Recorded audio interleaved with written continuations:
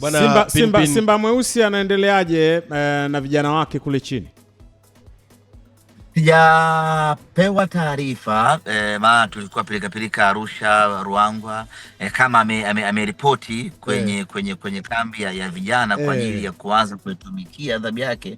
Kwa hiyo kwa sasa hapa sina majibu ya moja kwa moja, lakini status yake ni kwamba anatakiwa kufanya mazoezi na timu za vijana, ikiwa ni sehemu ya kutumikia adhabu yake na ni sehemu ya maangalizo, wanataga nini ile probation time, kumwangalia je, kwenye kile ambacho anatuhumiwa nacho kuna mabadiliko ama kumebaki pale pale. Kwa hiyo kwa sasa sina majibu ya moja kwa moja kwa sababu sijafuatilia wala kuulizia kama tayari ameshaanza kuitumikia adhabu yake kwenda kufanya mazoezi na vijana chini ya umri wa miaka 20. Huko atakuwepo kwa muda gani?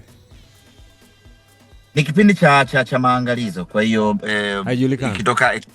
ikitoka ripoti tu bana, huyu mtu ameimarika sana, amekuwa madhubuti, basi moja kwa moja anakuja huku senior team, anakuja kuendelea kutumikia mkataba wake. Pinpin Kamara, kulikuwa kuna taarifa kwamba tayari imeshamalizana pande mbili, ni bado tu taarifa kwa umma.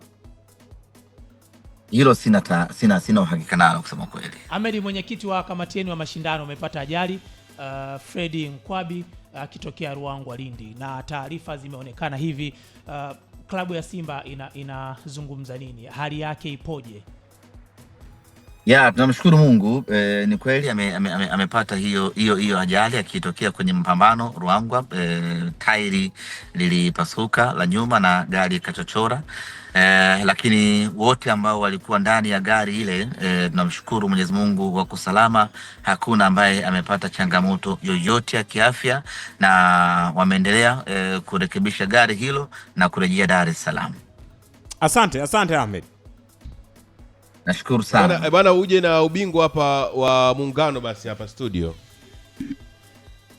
Sisi ndio mabingwa wa kwanza wa Muungano baada ya kombe hilo kupotea kwa muda mrefu. Lilipoanzishwa tu tukaenda pale visiwani Zanzibar tukachukua kombe hilo, ikawa ni nganga safi kabisa. Kwa hiyo na mwaka huu Mwenyezi Mungu akijalia, tunakwenda tena visiwani Zanzibar tukiwa na dhamira hiyo ya kuchukua kombe hilo tena. Wale wanaoahidi wana Simba utakuja kulileta hapa. Litakuja. wale wanaowapokonyaga wako huko. Tutakutana huko.